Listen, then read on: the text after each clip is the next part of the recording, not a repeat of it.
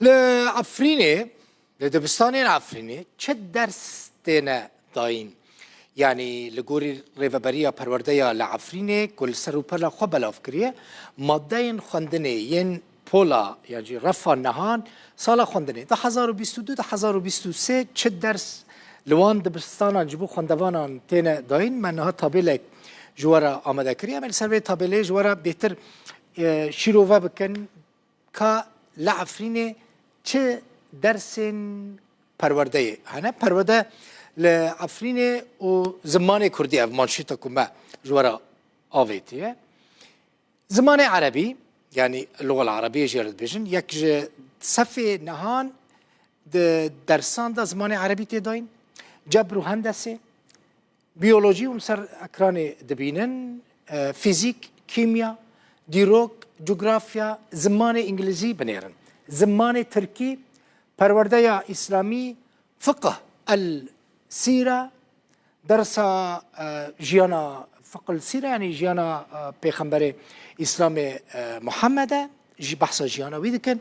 درس كدن جي هيا لدسفي نهاندا قرآن درس قرآنية هند بينن لفر زمان كردي تنايا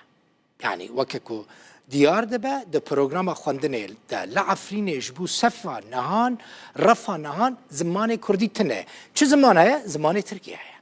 زمان عربي هيا اف يك بولا نهان مادين خواندنه ين رفا دانزدان يعني بكالوريا ديسا سال 2022 2023 زانستي يعني بكالوريا علمي چه درس هنا زمان عربي ديسا هيا بيولوجيا هيا فيزيك هيا ديسا زمان انجليزي هيا كيمياء هيا پرورديا اسلامي ماتماتيك و اناليزا يعني ماتماتيك اناليز يعني تحليل رياضي جرد بيجن جبر هيا ماتماتيك هندسه هيا لفرجيد بكالوريا زانستي دا بكالوريا علمي دا ديسا زمان تركي هيا هند بينن لفرجي وكك وديار دبا د بكالوريا زانستي دا د بكالوريا علمي دا ديسا زمان كردي تناي يعني د صفا نهان و بكالوريا زانستي دا زمان كردي تناي زمان عربي شو زمان كي سركه لكيلاكا زمان عربي لعفرين زمان تركي هيا او بكالوريا زانستي بو امورن سر بكالوريا ويجي يعني بكالوريا ادبي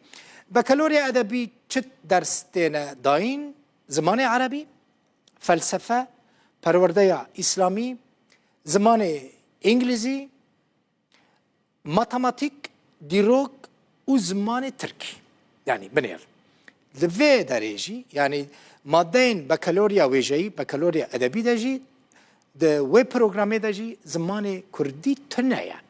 عربي هيا لتركي هيا برين هم جوارا چي گوتبو زمان كردي زمان كي بجارديا ده پرورديا دبستان عفرينية ده يعني دكاري بچي دكاري نتيجي يعني نزمانه كي مجبورية اديل